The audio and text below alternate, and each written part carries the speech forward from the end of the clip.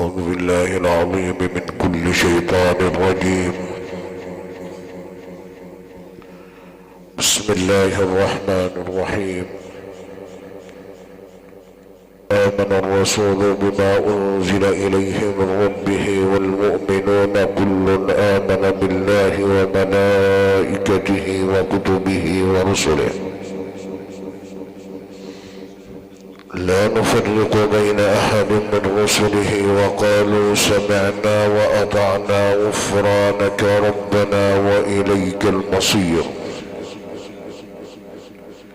لا يكلف الله نفسا إلا وسعها، لها ما كسبت وعليها ما اكتسبت. ربنا لا تؤاخذنا إن نسينا أو أخطأنا. ربنا ولا تحمل علينا إصرا كما حملته على الذين من قبلنا. ربنا ولا تحملنا ما لا طاقة لنا به، واعف عنا واغفر لنا وارحمنا، أنت مولانا فانصرنا على القوم الكافرين. إلهي إن ذنوبي في الورى كثرت، وليس لي عمل في الحشر ينجيني، وقد أتيتك بالتوحيد يصحبه حب النبي وهذا القدر يكفيني. يا رب إن عظمت ذنوبي كثرة فلقد علمت بأن عفوك أعظم. إن كان لا يرجوك إلا محسن فبمن يلوذ ويستجير المجرم. أدعوك ربي كما أمرت تضرعا لكريم عفوك ثم إني مسلم.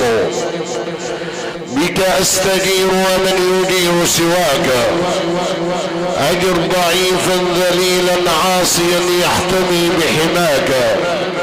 إني ضعيف يستعين على قوي ذنبي ومعصيتي ببعض قواك. أذنبت يا رب وقادتني ذنوب ما لها من غافر إلاك. دنياي غرتني وعفوك شدني فما حيلتي في هذه أوزاك. لو أن قلبي شك لم يكن مؤمنا لكريم عفوك ما غوى وعصاك. رباه قلب تائب ناجاك، أترده وترد صادق توبتي حاشاك. ربي ترفض تائبا حاشاك. فليرضى عني الناس أو فليسخطوا لم أعد يا ربي أسعى لغير رضاك.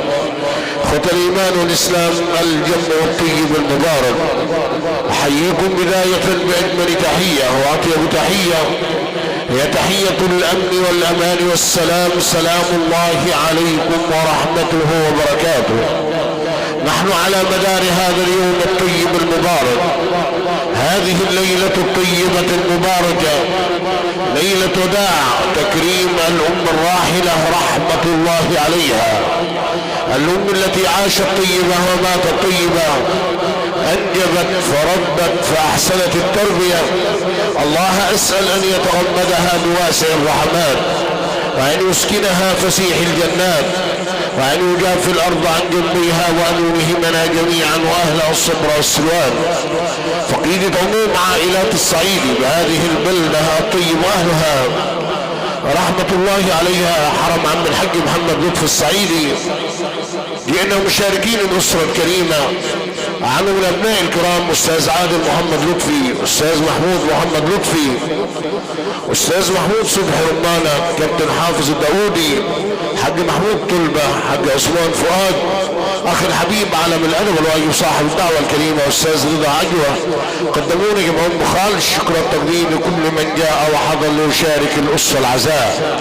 سعدت معكم على مدار هذا اليوم وهذه الليلة بعلم من أعلام التلاوة بجمهورية مصر العربية، سفير من سفراء القرآن الكريم، فخر قراء الدهلية وعلم هذه البلدة، فضيلة القارئ الشيخ مصطفى سالم أبو العلا. الله أسأل بفضيلته دوام التوفيق ولحضراتكم حسن الاستماع.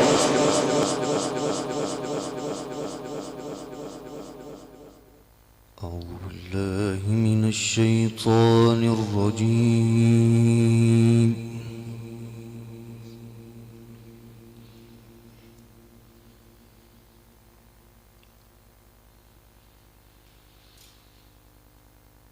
بسم الله الرحمن الرحيم.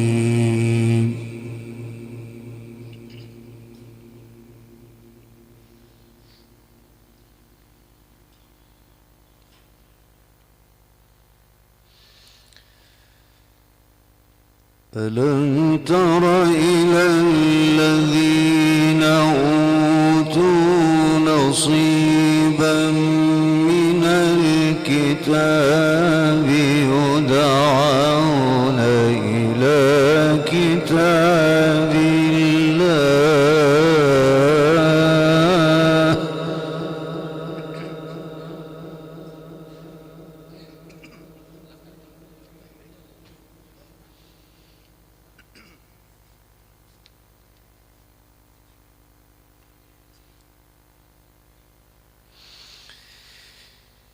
يدعون إلى كتاب الله ليحكم بينهم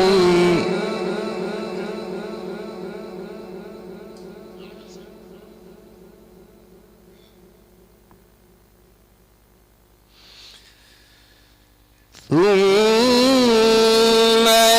يتولى فريق منهم وهم معرضون.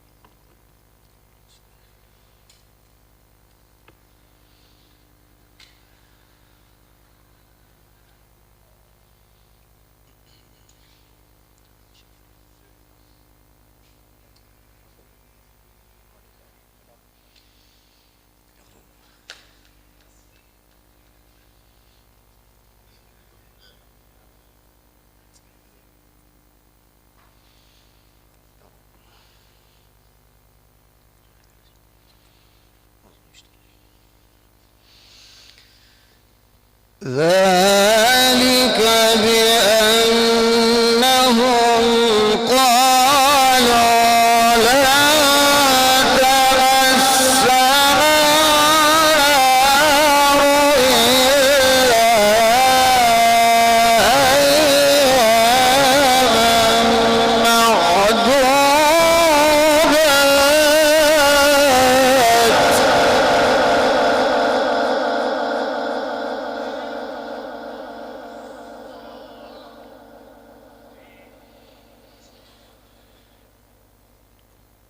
وغرهم في دينهم ما كانوا يفترون.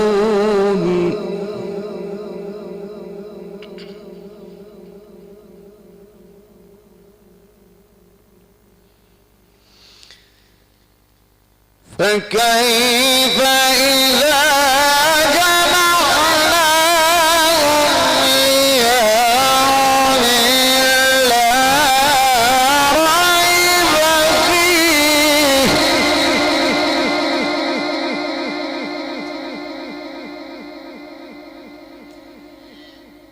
ووفيت كل نفس ما كسبت وهم لا يظلمون.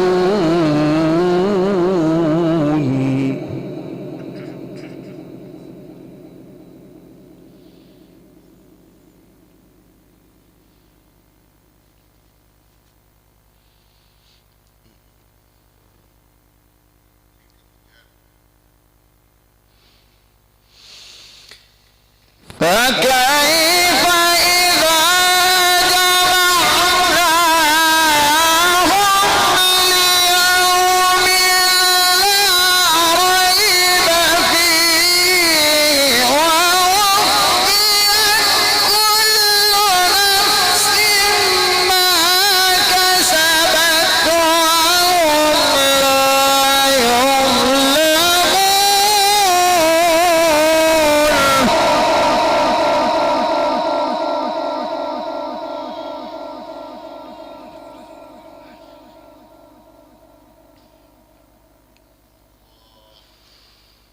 قل اللهم مالك الملك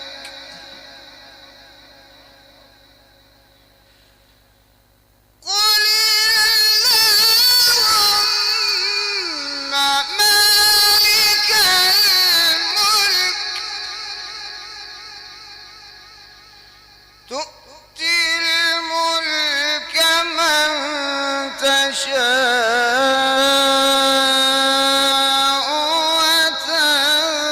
وتنزع الملك ممن تشاء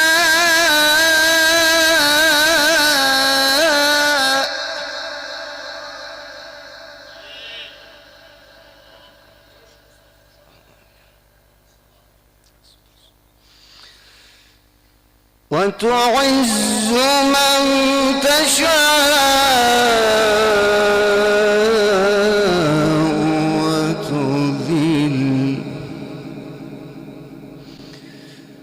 وتذل من تشاء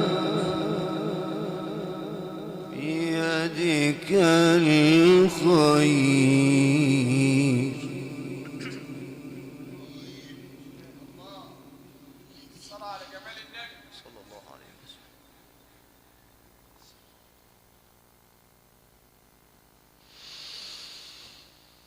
قل اللهم مالك الملك تؤتي الملك من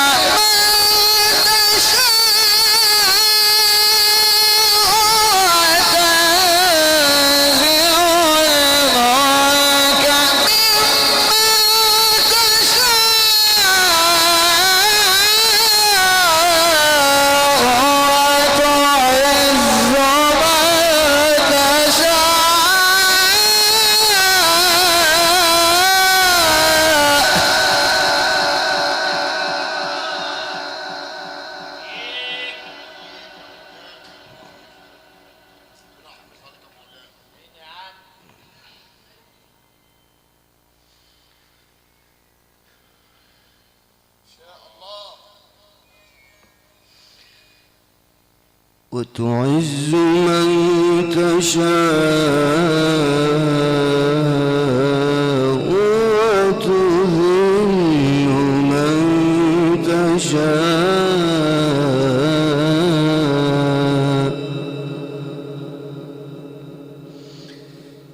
بيدك الخير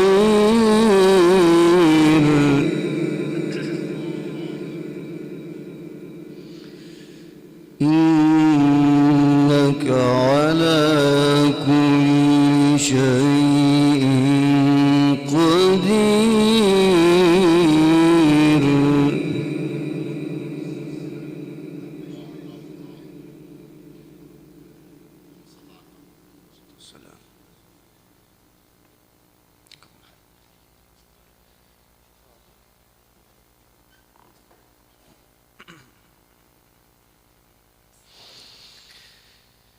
تولج الليل في النهار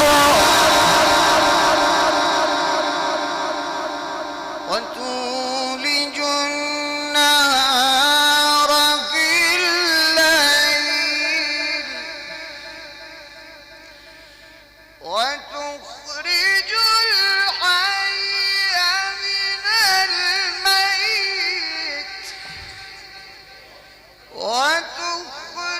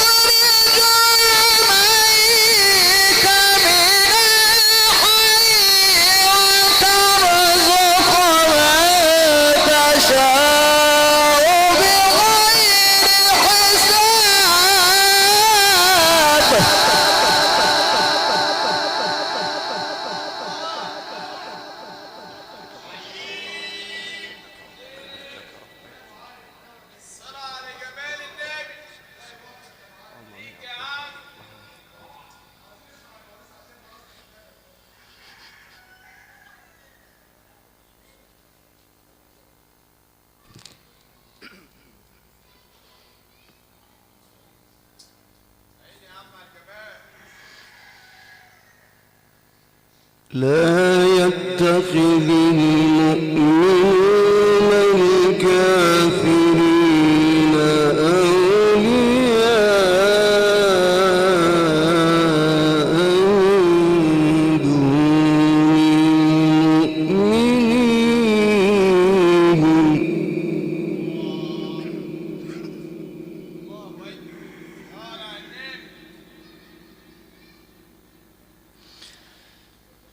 ومن يفعل ذلك فليس من الله في شيء إلا أن تتقوا منهم تقاه ويحذركم الله نفسه وإلى الله المصير.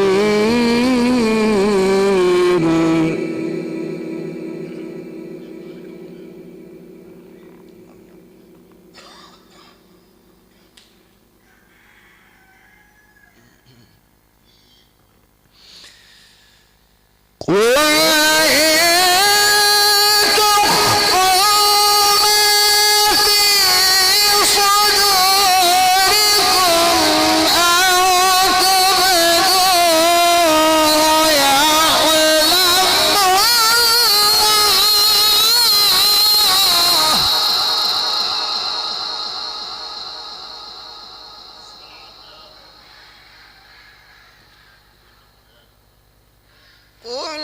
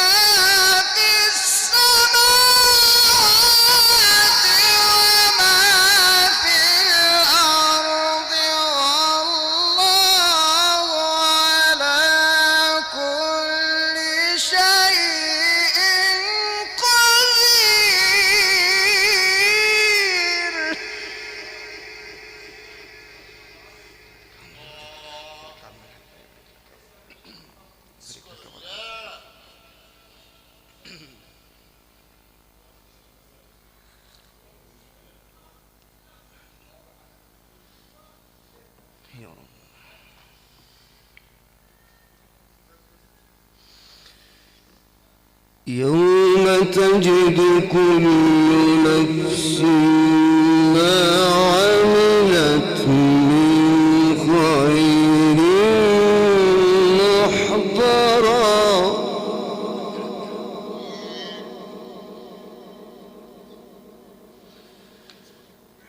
وما عملت من سوء تود لو أن بينها وبينه أمدا بعيدا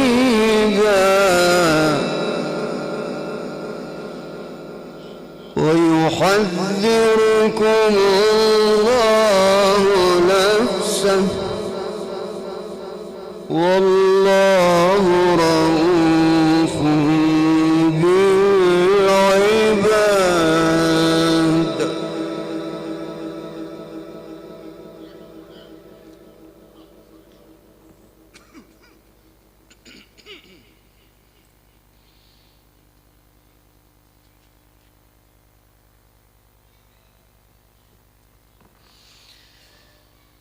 قل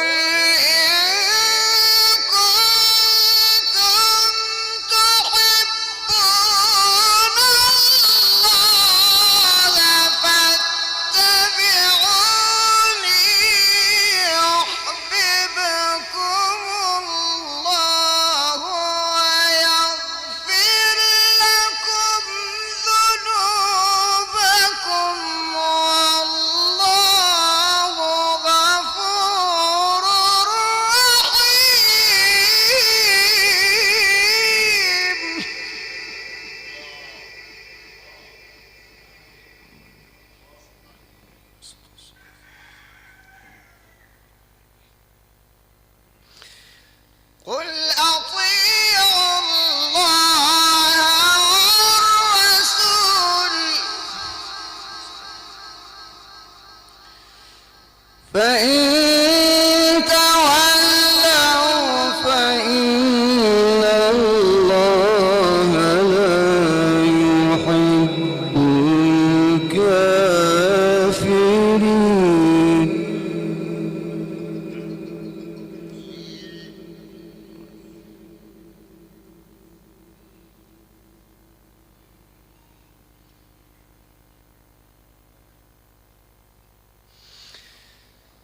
إن الله اصطفى آدم ونوحا وآل إبراهيم وآل عمران على الله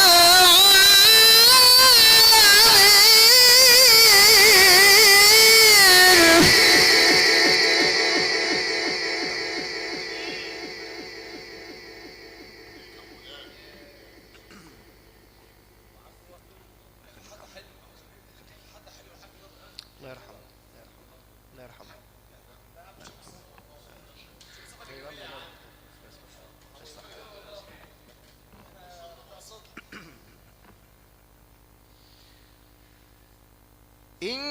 إن الله اصطفى آدم ونوحا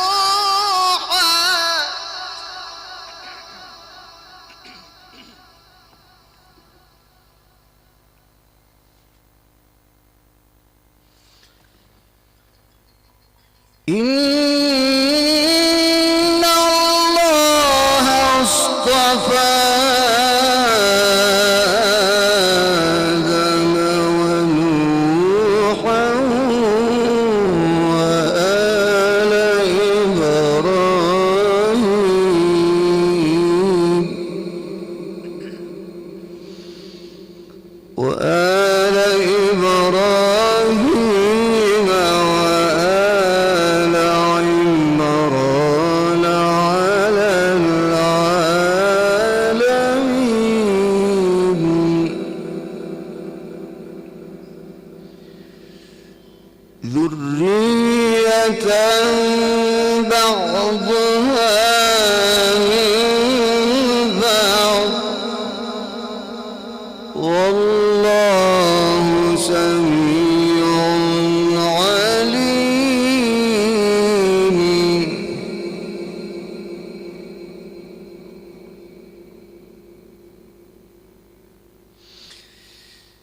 إذ قالت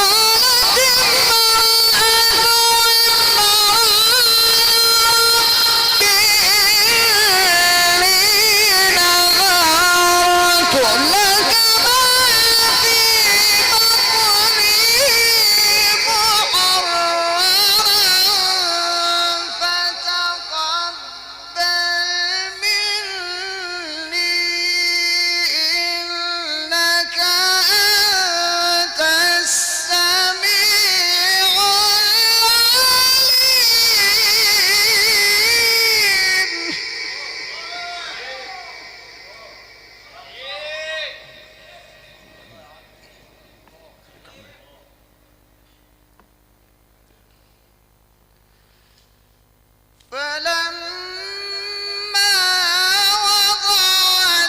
وضعتها قالت رب إني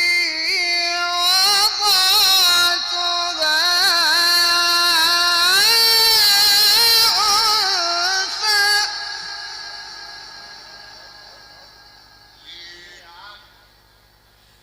والله أعلم بما وضعت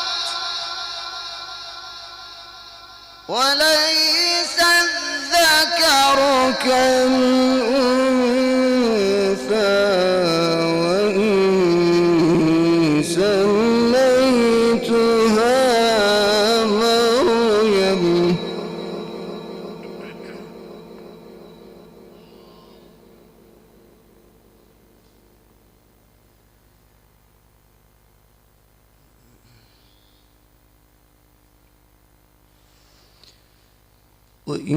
وإني أعيذها بك وذريتها من الشيطان الرجيم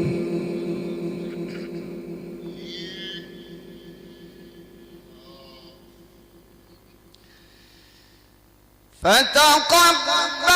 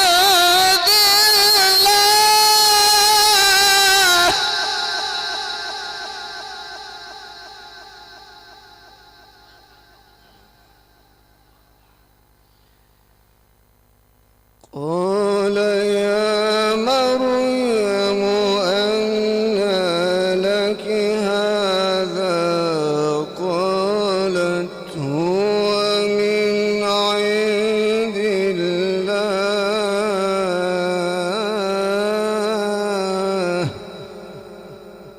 إن الله يرزق من يشاء بغير حساب صدق الله العظيم.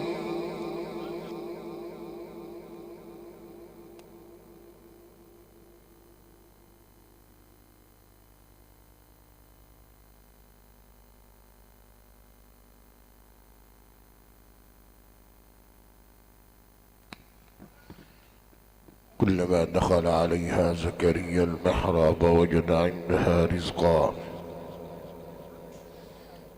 قال يا مريم أنى لك هذا قالت هو من عند الله إن الله يرزق من يشاء بغير حساب.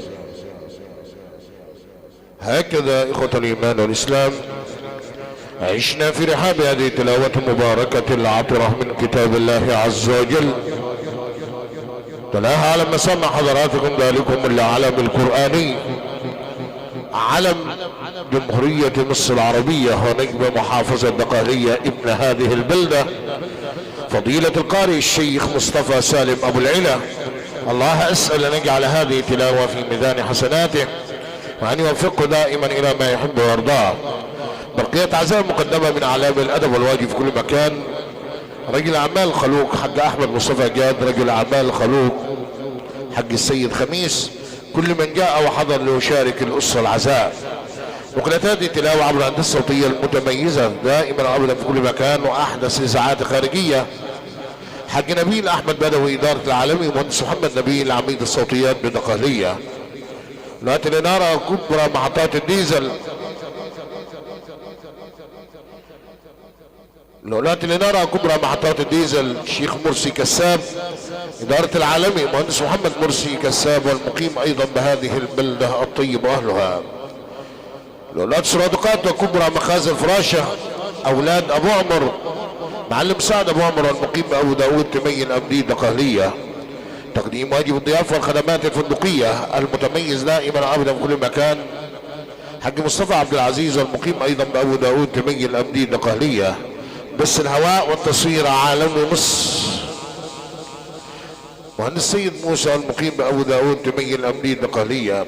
إخوة الإيمان والإسلام قدم الأسرة الكريمة والعائلة الكريمة، جميع عموم عائلات الصعيدي، جميع عموم عائلات وأسر هذه البلدة، خالص الشكر والتقدير لكل من جاء وحضر ليشارك الأسرة العزاء، سائلين المولى عز وجل في عليائه أن يتغمد الأمة الراحلة بواسع رحماته وأن يسكنها فسيح جناته وأن لا يحرمنا أجرها وأن لا يفتنا بعدها وأن يغفر لنا ولها إنه ولي ذلك والقادر عليه.